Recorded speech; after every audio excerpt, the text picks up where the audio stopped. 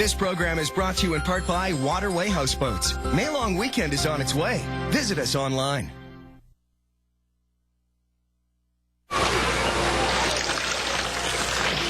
कहानी छोड़ रही हो? माफ कर दीजिए। नहीं, कोई बात नहीं। चाहो तो फिर से निचोड़ सकती हो। A scene from Oscar-nominated Water with Lisa Ray. This is where you'll know her best from her role in Water, but she's got a bit of a new role, as I've mentioned, as a spokesperson for Myeloma Canada, and she's in studio now to talk about this. And thank you so much for coming in this morning. Oh, thanks for having me, Sophie, and thanks for helping to make Myeloma matter, because that's our theme on this particular national tour. Make Myeloma matter. So what is myeloma? And let's talk about you, first of all. When were you diagnosed? That was in the summer of 2009. Okay. And it was a real crunch time for me, and I had a very quick decision to make, because I was actually invited to walk the red carpet for a film of mine in the Toronto Film Festival that September, when I was right in the middle of my treatment. And fortunately, I decided to go public, with the end result being that I gained a lot of support, which I needed, which is, again, one of the reasons why I'm sitting here today. But also, it helped to start highlighting this cause. You know, it felt like the right platform, because it's a little bit of an orphan cancer. And it often is mixed up with melanoma, which is a skin cancer. So myeloma is a blood cancer of the bone marrow. Okay. So what is myeloma? Is it blood exactly. Like, what is it? What does it do? And what happens? How do you get treated? And basically, what is the mortality of myeloma? It's a tricky one. It's officially incurable. You know, and I always actually seize up a little bit when I have to say that. However, what's really great, and what I'm here to share, is that you know, because of a lot of new breakthroughs in terms of the drug, the therapy, it's complex. It's really it's too complicated for me. And frankly, you know, in terms of my coping mechanism, I didn't concentrate on you know, sort of the real medical details. I had a great medical team at Princess Margaret Hospital, and I kind of, in a sense, did my research. Myeloma Canada is a great resource for empowering yourself with information about the disease, but after that I surrendered to my team.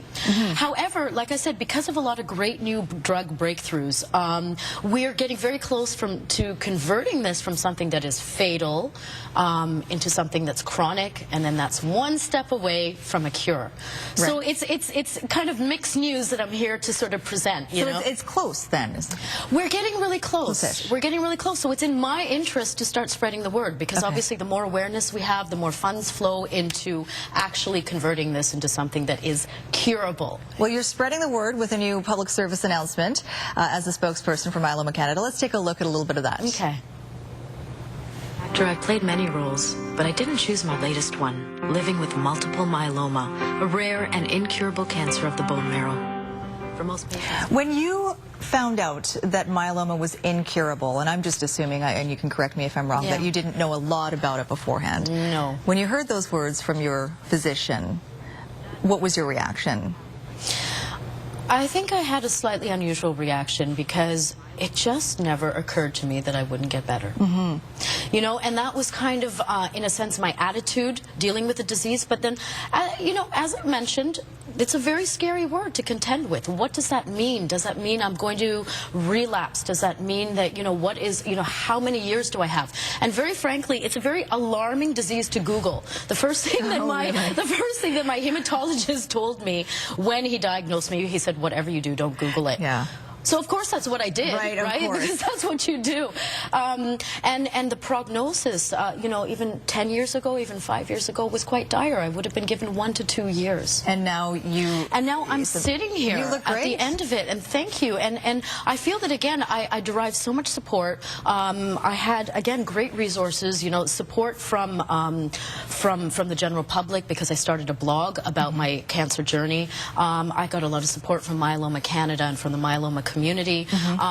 So, you know, again, you know, one important thing that I'd like to say is that, you know, I'm here to pay it forward. I'm here to sort of ensure that the next patient gets the right treatment at the right time. And the reason I say that is because, to an extent, there is inequitable access right now in Canada to life-saving procedures and drugs. you know, and treatments for Myeloma Canada. And that was very eye-opening for me. So, you know, again, empower yourself with information, you know, which I would emphasize for anyone, you know. Your health is your own responsibility at the end of the day. Exactly. And especially with something which is, again, very complicated like myeloma, myelomacanada.ca is a great resource. Myelomacanada.ca. And barring that, you can email me. Really?